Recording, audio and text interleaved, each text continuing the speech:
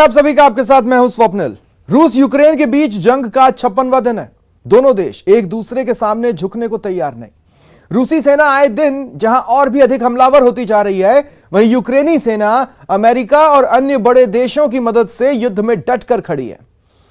इस बीच अमेरिकी रक्षा मंत्रालय पेंटागन ने जानकारी दी है कि अमेरिका यूक्रेन को एक और सैन्य सहायता पैकेज मुहैया कराएगा।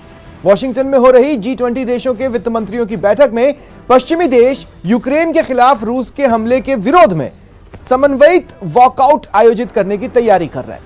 अमेरिका की ट्रेजरी सचिव जेनेट येलेन की योजना G20 के उन सत्रों में नहीं शामिल होने की है जिनमें रूसी अधिकारी शामिल हो रहे हैं। रूस के रक्षा मंत्रालय ने कहा कि उसने यूक्रेनी बलों के लिए एक गलियारा खोल दिया है। जो अपने हथियार डालना चाहते हैं वे सरेंडर करें। अगर वे ऐसा करते हैं तो आगे की कार्रवाई नहीं करेंगे।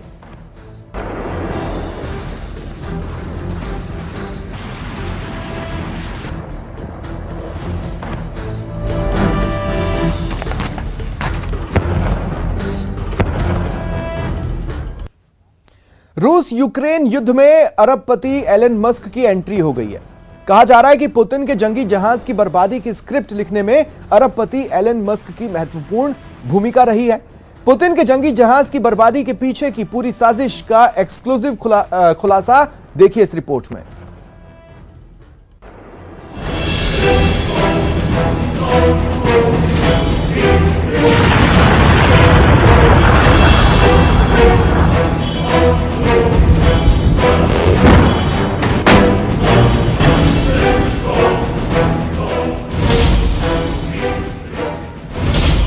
महायुद्ध में अरबपति इलॉन मस्क की एंट्री।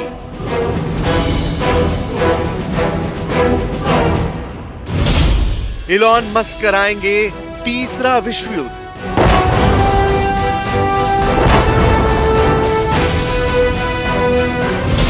समंदर में साजिश का पुतिन लेंगे इंतकाम। इन तस्वीरों को देखकर अब तक पूरी दुनिया यही मान रही थी कि काला सागर में ज़ेलेंस्की ने पुतिन के चट्टानी हौसलों को पस्त कर दिया। ज़ेलेंस्की ने वो कर दिया जिसकी किसी ने कल्पना तक नहीं की थी। धू धू कर जलते पुतिन के इस जंगी जहाज को पूरी दुनिया ने देखा। हर किसी ने यही जाना कि यूक्रेन ने अपने नेपच्यून मिसाइलों के वार से पुतिन के मॉस्कोवा युद्धपोत का वजूद मिटा दिया।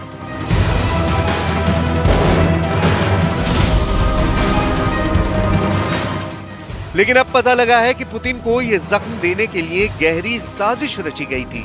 ऐसी साजिश जिसका पता खुद रूस ने लगाया है। और इस पूरे एपिसोड में रूस दुनिया के सबसे बड़े रईस इलॉन मस्क को सबसे बड़े विलन के तौर पर देख रहा है।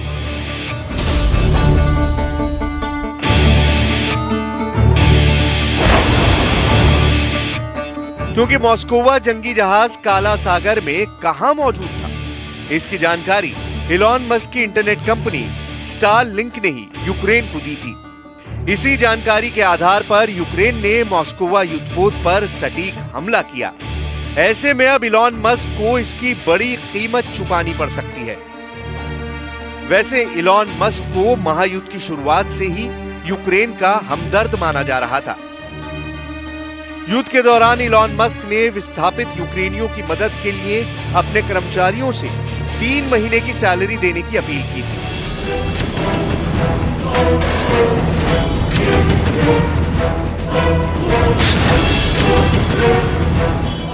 रूस के हमले जब एक के बाद एक यूक्रेनी टावरों को ध्वस्त करके वहां इंटरनेट की सेवाओं को ठप कर रहे थे, तब इलॉन मस्क ही अपने सैटेलाइट्स के जरिए यूक्रेन के शहरों में इंटरनेट सर्विस पहुंचा रहे थे। यही नहीं, माना तो यह भी जा रहा है कि मस्क की इन्हीं सैटेलाइट की मदद से यूक्रेन ने रूस की सेना पर ड्रोन हमले किए। यानी कहां-कहां रूसी सेना का काफिला और टैंक है, ये सब जानकारी स्टारलिंक कंपनी सैटेलाइट के जरिए यूक्रेन की सेना को पहुंचा रही थी। यहां तक तो पुतिन ने फिर भी बर्दाश्त कर लिया। लेकिन मॉस्कोवा हमले में पुतिन अब मस्क को बख्शने के मूड में नहीं है और इस बात की आशंका जताई है यूक्रेन के गृह मंत्री के सलाहकार ने। उनका कहना है कि मॉस्कोवा युद्धपोत डूबने के बाद अब यह जंग अंतरिक्ष तक खिंच जाएगी। दावा है कि पुतिन सरकार ने अब स्टारलिंक कंपनी की सैटेलाइट को नष्ट करने की जिम्मेदारी सौंप दी। जाहिर है पुतिन की चेतावनी हवा हवाई नहीं है, क्योंकि अगर पुतिन ने मस्क के सैटेलाइट्स को टारगेट किया तो जमीन की जंग अंतरिक्ष तक पहुंच जाएगी और इस जंग में ना चाहते हुए भी अमेरिका और दूसरे यूरोपीय मुल्कों को भी मजबूरी में कूदना पड़ जाएगा।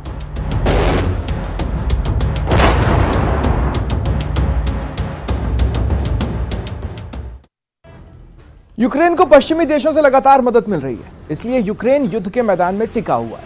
कहा जा रहा है कि यूक्रेन को अब युद्ध का रुख बदल देने वाला हथियार मिल रहा है और इस हथियार से युद्ध की पूरी तस्वीर बदल जाएगी। इस खबर ने पुतिन की सेना की टेंशन बढ़ा दी है।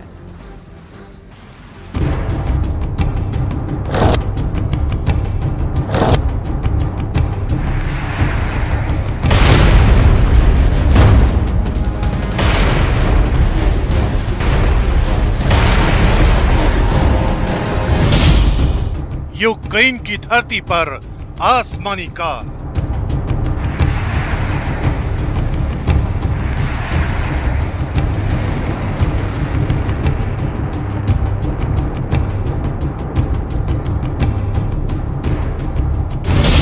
तूफान की दहाड़, थर्रा उठेगा आसमान।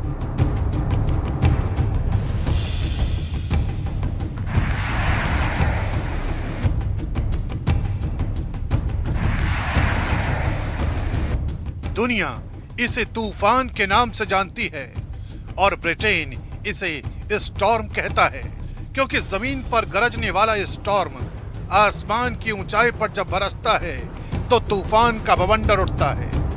ऐसा बवंडर जो बड़े बड़े फाइटर विमानों को अपने आगोश में लेकर उसे तहस नहस कर देता है।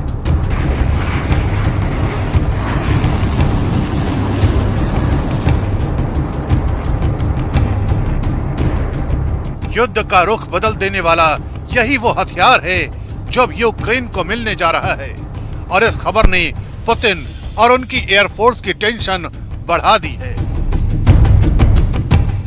स्टॉर्मर मिसाइल लॉन्चर को लड़ाकू विमानों और जंगी हेलीकॉप्टरों का सबसे बड़ा काल माना जाता है, क्योंकि इससे दागी गई मिसाइलें पलक झपकते ही अपने टारगेट को मार गिराती हैं। मतलब यूक्रेन में इसकी तैनाती का सीधा सीधा मतलब है रूसी फाइटर विमान और हेलीकॉप्टर का काल, और यही बात पुतिन की टेंशन की सबसे बड़ी वजह बन गई है।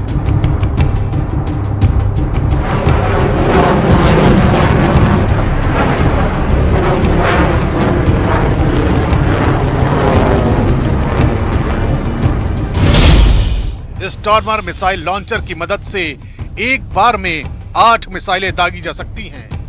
इससे निकलने वाली हर मिसाइल 3 अलग अलग हिस्सों में बंटकर दुश्मन पर टूट पड़ती है। ऐसे में एक बार में अपनी ओर आ रही 24 मिसाइलों से बचना किसी भी दुश्मन के लिए नामुमकिन हो जाता है। यही नहीं, इसकी मदद से करीब 5 किलोमीटर दूर से ही दुश्मन पर लेजर बीम के जरिए सटीक निशाना साधा जा सकता है। पुतिन ने पश्चिमी देशों को बार बार वार्निंग दी, हर बार उन्हें चिताया कि यूक्रेन को हथियारों की मदद न करें, लेकिन ब्रिटिश पीएम बोरिस जॉनसन ने पुतिन की इस चेतावनी को नजरअंदाज करते हुए अब अपना स्टॉर्मर मिसाइल लॉन्चर यूक्रेन को देने का फैसला किया है।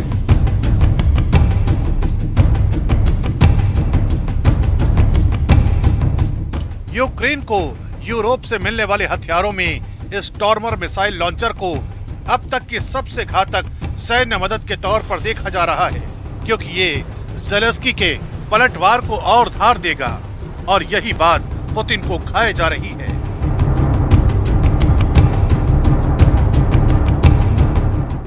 इस मिसाइल लॉन्चर का वजन करीब 13 टन है, जिसे ट्रांसपोर्ट प्लेन की मदद से सीधे जंग के मैदान तक पहुंचाया जा सकता है। यही नहीं, जंग के मैदान में उतरते ही ये एक बार में 50 किलोमीटर प्रति घंटा की रफ्तार से करीब 600 किलोमीटर का फासला तय कर लेता है।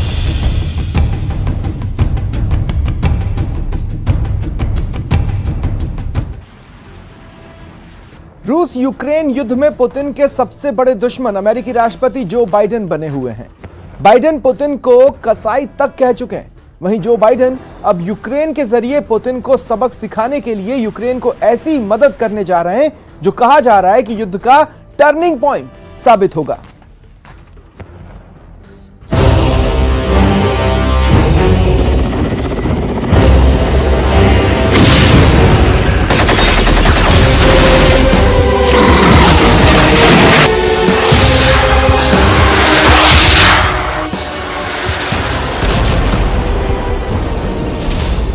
खत्म हुआ ज़ेलेंस्की का इंतजार।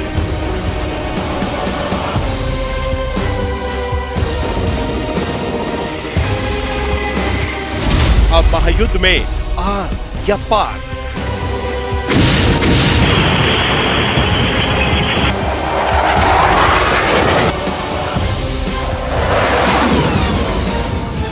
महायुद्ध में अब तक सारे फैसले एक तरफा हो रहे थे। एक तरफा इसलिए क्योंकि जंग में तारीख, जगह और वक्त सिर्फ और सिर्फ पुतिन ही तय कर रहे थे और ज़ेलेंस्की की सेना रूस के हमलों का जवाब दे रही थी। लेकिन अब इस महायुद्ध में सबसे बड़ा टर्निंग पॉइंट आने वाला है। यूक्रेन पहुंचा बाइडेन का फाइटर बेड़ा।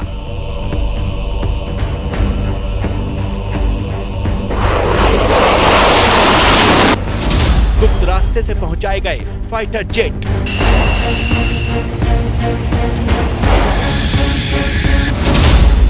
जंग में ज़ेलेंस्की का पलड़ा भारी हुआ।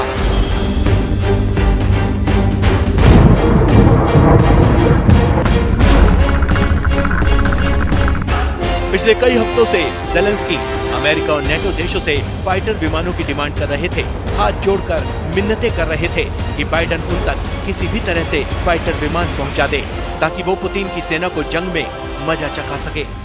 До всієї тієї зброї, якої потребуємо, яка є у наших партнерів і яка співставна зі зброєю, яку використовує Російська Федерація, ми б уже завершили цю.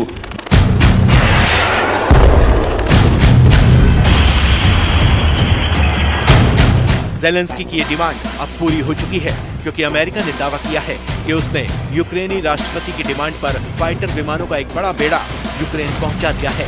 अमेरिकी रक्षा मंत्रालय पेंटागन के प्रवक्ता जॉन कर्बी ने कहा कि यूक्रेन को अतिरिक्त एयरक्राफ्ट मुहैया करा दिए गए हैं। इसके अलावा एयरक्राफ्ट के कई पार्ट भी दिए गए हैं। उससे उन्हें आसमान में ज्यादा से ज्यादा एयरक्राफ्ट तैनात करने में मदद मिलेगी। हालांकि अमेरिका ने यह खुलासा नहीं किया कि उसने यूक्रेन को कौन से फाइटर विमान दिए और कितनी संख्या में दिए। यही नहीं, अमेरिका ने यह भी नहीं बताया कि उसने यूक्रेन तक फाइटर विमानों का बेड़ा किस रास्ते से पहुंचाया। हालांकि ये भी कहा जा रहा है कि फाइटर विमानों का बेड़ा कंसाइनमेंट की तरह यूक्रेन में पहुंचाया गया। मतलब ये कि फाइटर विमानों को डिसेंबल कर यानी कि अलग अलग करके उसे अलग अलग हिस्सों में यूक्रेन पहुंचाया गया, जिससे रूस को इसकी भनक तक नहीं लगी।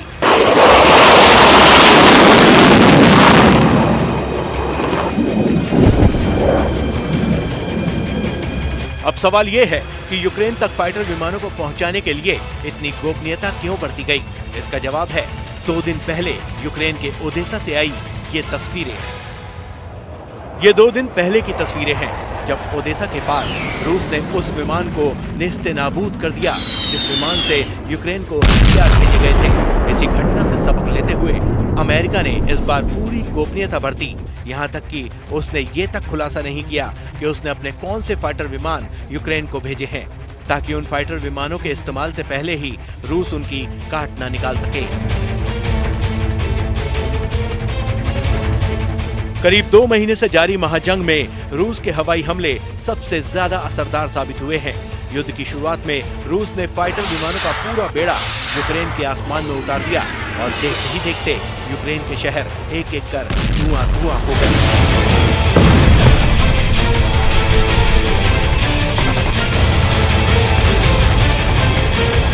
अब बारी यूक्रेन की है क्योंकि यूक्रेन जिन फाइटर जेट्स की डिमांड कर रहा था, अमेरिका ने वो यूक्रेन तक पहुंचा दिए हैं। जाहिर है अब जैसे ही यूक्रेनी एयरफोर्स इन फाइटर विमानों को लेकर आसमान में उड़ेगी, युद्ध का पूरा सीन बदल जाएगा और यही अमेरिका भी चाहता है।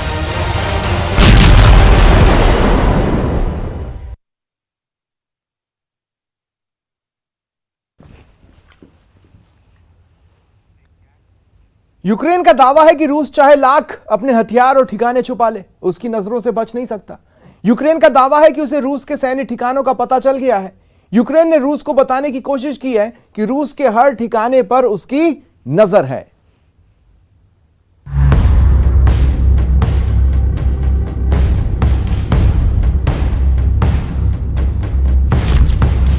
रूस के सैन्य ठिकानों का पता मिल गया। गूगल मैप पर दिखे रूस के फौजी ठिकाने।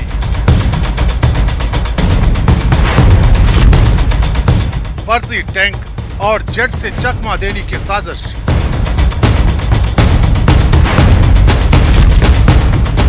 पश्चिमी देशों को बेवकूफ बनाने की कोशिश।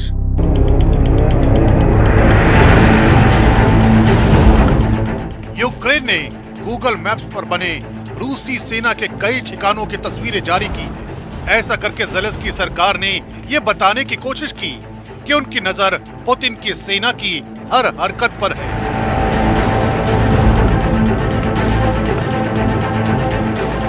इस तस्वीर में नेनॉक्स परीक्षण स्थल दिख रहा है, जहां गुप्त ब्यूरोवेस्टनिक मिसाइल और एक परमाणु ऊर्जा संयंत्र दिखाई दे रहा है।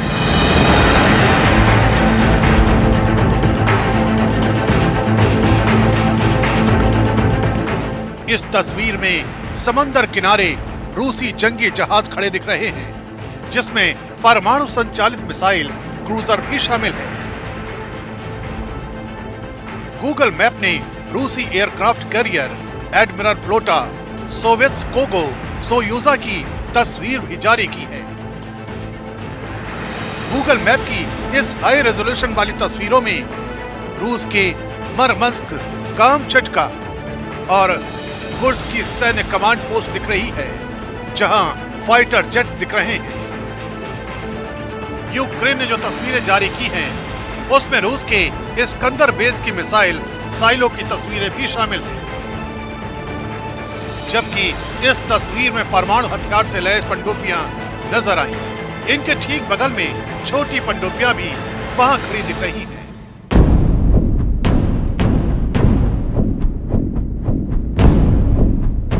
इसके अलावा कई ऐसी तस्वीरें भी सामने आई हैं, जिसमें रूस के अलग अलग सैन्य कमांड पोस्ट दिखाई दे रहे हैं। यूक्रेन से जंग के बीच आई रूसी सेना के ठिकानों की तस्वीरों को लेकर सवाल उठ रहे हैं। इस बीच गूगल ने अपने बयान में कहा है, रूस के सैन्य और रणनीतिक ठिकानों को दिखाने के लिए हमने अपने गूगल मैप नियम में कोई बदलाव नहीं किया है। जंग के बीच ज़ेलेंस्की ने दावा किया है कि रूस पूर्वी यूक्रेन में हमलों के लिए रूसी सेना की ताकत को बढ़ाने में लगा है, क्योंकि पुतिन की सेना डोनबास पर कब्जे की रणनीति पर काम कर रही है। रक्षा विशेषज्ञों का दावा है कि रूस फर्जी टैंकों और फर्जी लड़ाकू विमानों के जरिए पश्चिमी देशों को चकमा देने की कोशिश कर रहा है, ताकि सैटेलाइट तस्वीरों को देखकर लगे कि रूस की सेना और उसके हथियार अपनी जगह मौजूद हैं। लेकिन सच्चाई यह है कि रूसी सेना अपने वायुसेना के वास्तविक आकार को बढ़ा रही है। लड़ाकू विमानों को तैनात किया जा रहा है, खतरनाक मिसाइलों को लॉन्च किया जा रहा है, परमाणु पनडुब्बियां भी तैनात की जा रही हैं। सैन्य कमांड बेस पर रूसी सेना की आवाजाही में बढ़ोतरी देखी जा रही है। रूस के सैन्य ठिकानों और हथियारों की सैटेलाइट तस्वीरें तब सामने आई हैं, जब पुतिन की सेना ने यूक्रेन के 300 से ज्यादा ठिकानों पर जबरदस्त बमबारी की है।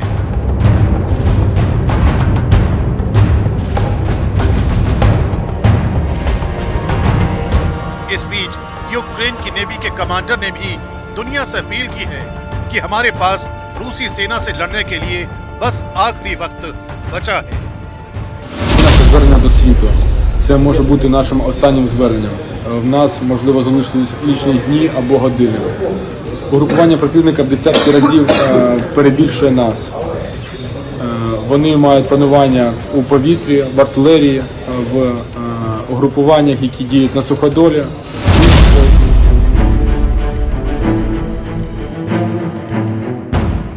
काला सागर में रूसी युद्धपोत के डूबने के बाद रूसी सेना ने जबरदस्त हमले की रणनीति तैयार की है। रूसी सेना को नो मर्सी के आदेश मिल चुके हैं, जिसका असर दिखना शुरू हो गया है। यानी रूसी सेना पूरी ताकत से डोनबास पर कब्जे के लिए आर पार की लड़ाई के मूड में आ गई है। ज़ेलेंस्की इस बात की आशंका जता चुके हैं कि अब जंग में पुतिन परमाणु हथियारों का इस्तेमाल भी कर सकते हैं। फिलहाल इतना ही। नमस्कार।